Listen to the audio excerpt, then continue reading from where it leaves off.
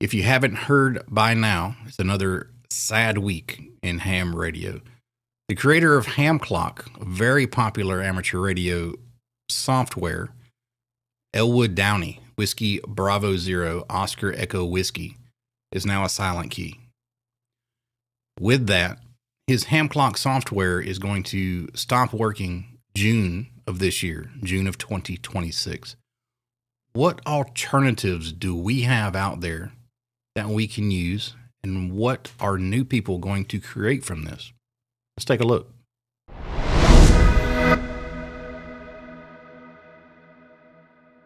Man, there is a ton of alternatives to Hamclock that are coming out of the woodwork since it's been released that the OG Hamclock written by Elwood is going to sunset on June 26th. Just a quick peruse around. I'll put links into the description of all of these.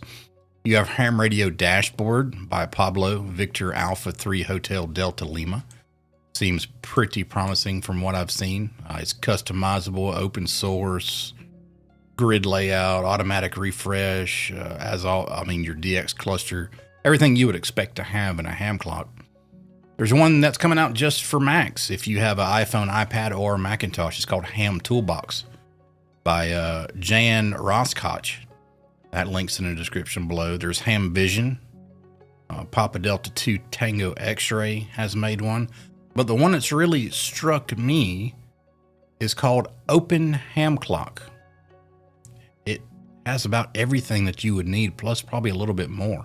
OpenHamClock.com. It has your weather radar. It can show earthquakes, aurora forecasts, DX clusters, POTA activators, solar data, satellites, you name it. We're going to open it up. We're going to go through the configuration of it, of what he has right now. This is relatively new, so he's adding stuff all the time. So this might be different a week from now, but we're going to go through and see what it looks like right now. Let's drop down to the desktop. Let me show you what's up. Welcome to OpenHamClock. You're going to see this station settings screen when you first load up OpenHamClock, and easy peasy. You put in your call sign and your grid square, and that's pretty much all you have to do, unless you want to fiddle with some settings, which we'll go through the settings here in a little bit. But pretty much all you have to do, your call sign, your grid square, hit save, and boom, here you are. Let's take this a little like module by module here. Over on the right-hand side, the upper right-hand side, you have your DX cluster. DX cluster spots are spots that are seen on the DX cluster. Pretty self-explanatory. As you mouse over these, you can see the person who was contacted or heard on the DX cluster and the location of the person who heard them. So as you mouse down here, it'll highlight on your map the heard station and the station that heard them, which is pretty daggum cool. The next little block down is your PSK reporter. It says waiting for spots, transmit to see reports. To me, that says when you are heard on PSK reporter, your spot will show up right there when PSK reporter hears you. So you can basically be sending CW or a digital mode, and as PSK reporter picks you up, you will see on your map who's hearing you. Make sure that you're getting out, right? Next little block down, D-expeditions. These are the current D-expeditions that are going on. One in Grenada, you have Benin, you have Guyana, Kenya. Pretty cool information. Next little widget down on the right-hand side is the POTA activators. These are the current POTA activation spots that are going on, and those are in green on the map. And then the last little widget on the right-hand side is your current contests that are going on and that are coming up. Like the QRP Fox Hunt starts in 1 hour. The phone weekly test sideband starts in 2 hours. Pretty cool. Now all of these widgets on the right-hand side, you can turn on and off by just clipping the map button. So if you want to turn off the POTA activators, click on that. If you want to turn off the DX cluster spots, there you go. Easy peasy. If you're just interested in POTA spots, There you go. When you zoom in on the map, like I just have the POTA spots visible right now, if you click on one of the little triangles, it'll show you who they are. Like Whiskey 1 Tango Foxtrot right here. He's in North Dakota, because nobody ever activates North Dakota. There was just a thread on this on Facebook. Is anybody ever going to activate North Dakota? Or somebody activating North Dakota right now at Theodore Roosevelt National Park. There you go.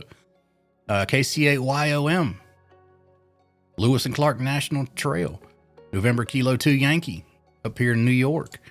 Empire State Trail. He's on CW 14053.5. This is an awesome spotter tool for parks on the air as well. Let's go across the very top of the screen from left to right. You have your call sign. If you click on your call sign, you bring up the station settings. Over there, you get your UTC time. You have your local time. You have the current temperature in Fahrenheit and Celsius. You have your SFI and your K index. And then all the way over on the top right-hand side, you have an exit. You have another settings button and a button if you want to donate to this project. I highly suggest it. If you get good use out of this project, it is open source. Links in the description below. Help this guy out. Make him feel good for developing it. Throw him $1 or $2 here. It helps. Over on the left-hand side, we have DE, which is your location. Echo Mike 80, Mike happens to be where I am. You have the current temperature right now, your sky conditions. Below that, your DX target is wherever this little DX icon is on your map. You can click anywhere on your map and move this little DX icon around, and it'll change your DX target, and it'll show you information about where you have that selected. Right below that, on the left-hand side, the next little widget is the solar information. Right now, I have it on visible solar data. You can put it for flaring, so you can see some flaring data. Quiet corona, the chromosphere, and the corona. And those images are from NASA. Below that, we got band conditions. You can click to toggle certain band conditions. You have your ViaCap chart with your bands on there. You have another ViaCap chart that shows you some good stuff. Man, this software is pretty daggone cool. Down at the very bottom, you have a ticker with some DX news on it and a little legend. Let's go through some map themes, because right now it's on the dark map theme. Let's change it. Let's go to a satellite theme. That's what it looks like. So right now I'm just looking at the POTA spots. Let me turn on all the spots so we can have some more information on the screen here. This is a satellite map. We can go to terrain. There's a terrain map. Streets. There you go. The topo. The ocean map. A hybrid map. Kind of like that one. Gray. The political map. Nat Geo. And a country map. From all these, I kind of like the hybrid map. I do. But we'll stick on dark because I'm a dark fanboy. I love dark themes. So thank you for having a dark theme in this. Let's go to our settings real fast. You can get there one of two ways. Okay. You can click on your call sign in the upper left or the settings in the upper right. They'll both take you there. We have light theme, legacy, retro. Right now we're on the dark theme. Let's go to the light theme and see what it looks like. Kind of burns my eyes out. I'm still on a light. You can still change the theme of the application and your map theme will stay the same. I'm still on a dark map theme. That changes the theme here. Let's go back to settings. The theme is legacy, which probably goes by whatever your device is set to. I would assume retro theme rather. That has a nice little old school Windows feel to it with the buttons and everything else. That's pretty cool. All right, yeah. Let's change it to dark again. save our settings, go back into settings. The layout, we have modern and classic. Right now it is modern, which is a responsive grid layout. Let's go to classic. This is the original Hamclock style layout. So now we're on the original Hamclock style layout, and you still have all of what you see here. I don't see, all right, so your clusters now move to the left-hand side. Your SFI index, your K index is over here. I don't see a way to turn on and off POTA spots on the classic index.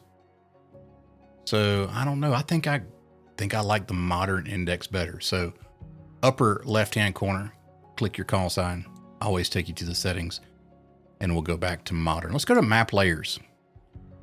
In the map layers settings, we have weather radar, earthquakes, aurora, whisper, gray line propagation, and lightning. Pretty cool. Let's look at some weather. See what this looks like. Turn off our cluster view so we can actually see what's going on here.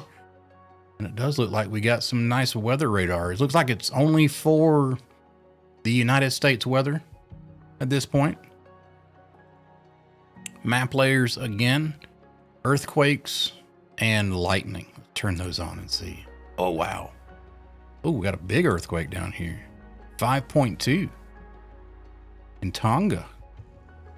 Whole bunch of earthquakes out here in the ocean. Got a 2.9 out here in the middle of nowhere. A couple here near California, Parkfield, California. 2.8 got one. And the red is lightning. Like if you look at Central Florida right here, they're getting some lightning here. What, 16 minutes ago? Shows you the intensity, the polarity of the lightning, if it was positive, I guess, or negative. That's pretty cool to have lightning data. That's always useful. Gray line propagation. If you like to run gray line, it'll show you when you're coming into the gray line, when you're on the gray line, or when you are going to be exiting the gray line propagation, and where you might make contact to over on the other side of the gray line. That is pretty useful information. You know, this OpenHamClock, I am getting super, super excited about the OpenHamClock. He's adding stuff all the time to this, and it's getting just better and better and better and better. So keep an eye out on this if you're looking for an alternative, because, well, your Hamclock's gonna stop working here in June of 2026. So give OpenHamClock a try. See if you like it. There's lots of other alternatives out there. The ones that I've found anyway, I'll link in the description below. But this was the easiest one for me to navigate. This was the easiest one for me to set up and go through all the functions. It was very intuitive, and the guy's done a great job on this software. So if you're looking for an alternative to your Hamclock, try OpenHamClock and see if you like it as much as I do. Thanks for following along. Hit the like button, hit subscribe. If you're going down to Orlando for Hamcation 2026, we'll see you there in just a couple of weeks. 73, guys. Thank you so much for taking the time out of your day to watch this video. If you like this type of content, please click the like button and subscribe to my YouTube channel. If you'd like to support me with creating more content like this, please consider becoming a Patreon member or a YouTube channel member. Those links are in the description below. 73.